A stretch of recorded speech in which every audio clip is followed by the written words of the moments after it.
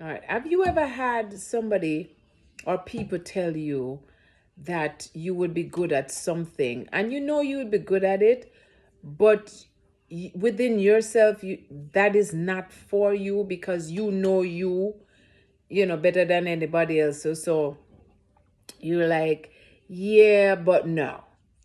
Okay. So here are 5 reasons why I never became a nurse. Although I've been told by almost every job that I've been at since I've been in the medical field, everywhere I work, you'd be a great nurse. I'm sure I would, but I would have a short-lived uh, life as a nurse. So here are 5 reasons why I never became a nurse. Okay, one, I don't do well under pressure. Don't when chaos starts, I feel like I've forgotten everything that I was supposed to do and I've been doing forever. I don't work very well under pressure. I don't function very well in chaos. And that is a critical part of being a nurse, I feel. Like you have to be able to handle pressure and be able to execute your job effectively as a nurse. Okay? I work very well under pressure like that. Okay? Good. So that's the first thing. The second thing is, I don't like when people talk down to me. I don't like when you talk to me as if I don't know what I'm doing. When I'm here on the front lines, taking care of these patients, and I know more about them on a personal level because I have to deal with them daily. And you just come as a doctor, just looking through a chart, and they're a MRI number. All right, so you talking to me to the side of your neck. Yeah, no, I don't like that, and I don't want to have to cuss out a doctor. Yeah, you understand? So that's the second thing.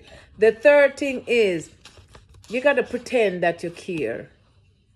You got to pretend, and I'm going to tell you why. Because I do honestly care about my patients, the one that are compliant.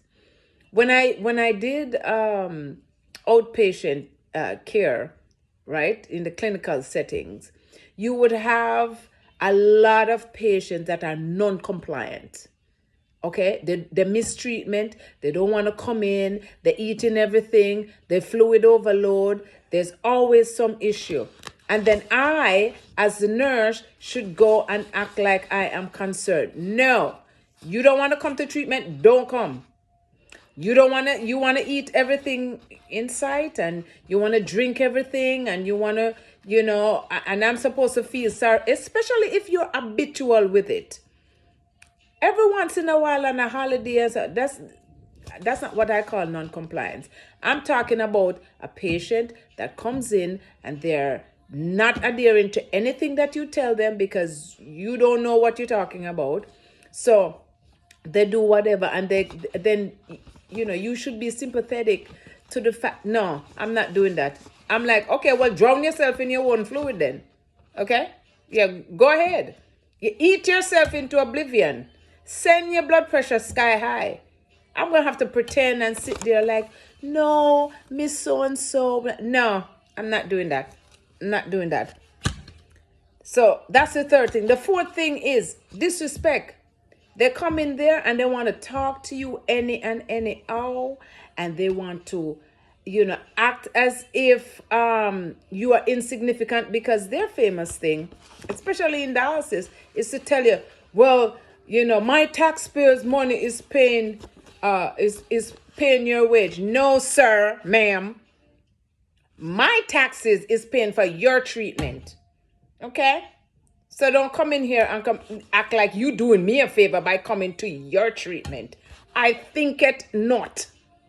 I think it not. Okay? And if you raise your hand and because you get uremic, you get delusional and you lose your whole mind, nurses are not allowed. Well, nobody is allowed to retaliate. And if a patient try to get physical. The devil is a liar. Because if you lick me, me a clot your back. Me a lick your back. So it is better for me to lose my certification than to lose my license. Yes, because if you mad, me mad too. In that moment, I am temporarily insane. Because if you hit me, you will be getting hitted back. Okay? You can't do that as a nurse. Lose your license.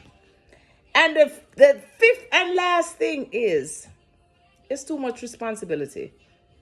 It is too much responsibility on my part. It takes a strong person. And I'm not strong in that way. It takes a disciplined person on so many levels, right? To be accountable for people under you that may be incompetent. So now you don't do things by policies and procedure. You don't do things that in a detailed manner. And if you mess up, then it's under my license. I can't. No.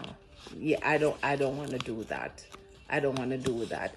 So therefore, thus and thereafter, this is why I am comfortable being the best, one of the best technicians out there, because I take my job very seriously. I do.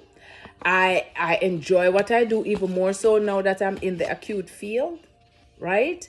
And I try to bring a light, funny, friendly side to all my patients. And I'm just lovable like that. But I like to keep it that way. Okay? I'm good. I'm good where I'm at.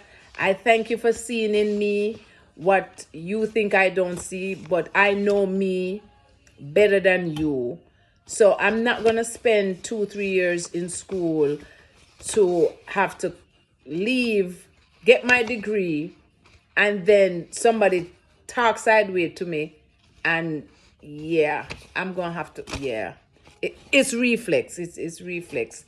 So, you do something or say something. And I'm not one of those people that, like I have a friend of mine that, let me tell you, she will cut you down and you don't even realize that you've been cut down. No, she's an excellent nurse. That's my BFF. Excellent nurse. Okay? I'm telling you. But me, it's going to come out exactly. There's no diplomacy in how I'm going to talk to you. If you step outside yourself and try to come at me sideways. So with all that being said and knowing that about who I am and how I am, I stay in my lane. And sometimes we have to know how to stay in your lane. Everything is not for everybody. And I know this. So because I know my limitations, I stay in my lane. I am one of the best technicians there is in this business. Talk to me nice.